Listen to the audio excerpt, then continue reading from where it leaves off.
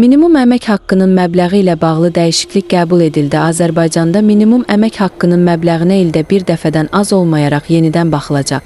Dairə Media Teleqrafa istinadla xəbər verir ki, bu barədə məsələ Milli Məclisin bugünkü iclasında müzakirə olunan əmək məcəlləsində dəyişiklik edilməsi haqqında qanun layihəsində öz əksini tapıb. Qanun layihəsinə əsasən minimum əmək haqqının məbləğinə müvafiq icra hakimiyyəti orqanının müəyyən etdiyi orqanın, qurumun təklifləri əsasında müvafiq icra hakimiyyəti orqanının müəyyən etdiyi orqan, qurum tərəfindən ildə bir dəfədən az olmayaraq yenidən baxılacaq. Müzakirələrdən sonra sənəd səsverməyə qoyularaq 3-cü oxunuşda qəbul edilib.